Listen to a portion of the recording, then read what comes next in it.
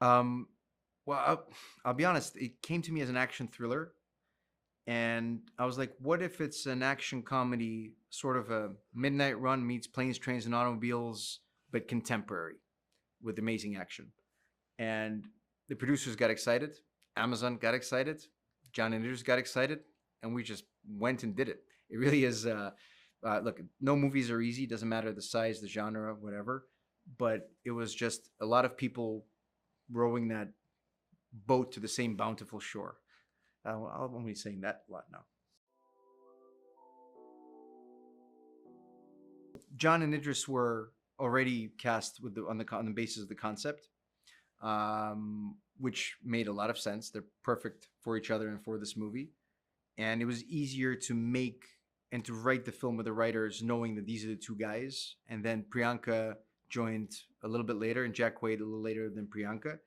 But it was a like the whole movie was as much fun to make as it possibly could be, and the casting was no exception. There was no real struggle because I understand once you know what you're going for, you just go and get the best people that are interested in your movie. And we got lucky that we went to the people and they wanted to do it. So it just all made it made a lot of sense to everybody.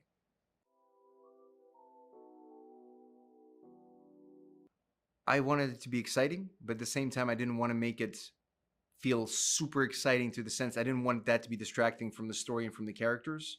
So there are flourishes of things that we haven't quite seen before, but I didn't want to overcook it and make it too visually special. In fact, what I do with my director of photography and everything I do, whether it's a commercial or a music video or a film, I always ask to decide on one word that is sort of the North Star of what we're going to be doing. And in this one, Ben Davis, who's a fantastic cinematographer, did Marvel's Guardians of the Galaxy, he did Banshees of Inisherin, a very capable, very versatile DP.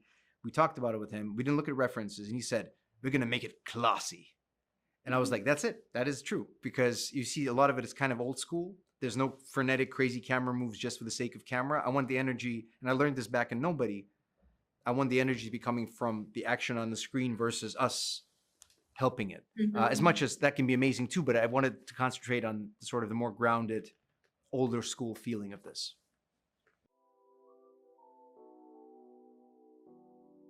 The way I see it is the movie must work as a great standalone. We're not trying to start a trilogy, but if people love it and there's a demand for more, that's fantastic. It just tells you you did a great job in the first one, and there was no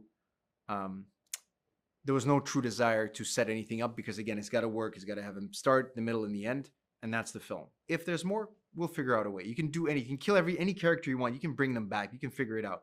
But the point was, really, I wanted to make an hour 45 of high-quality, fantastic entertainment that is actually respectful of the audience. It's smart. It's ridiculous when it needs to be. It's slapstick when it needs to be. It's serious when it needs to be. And I want it to be a really full meal.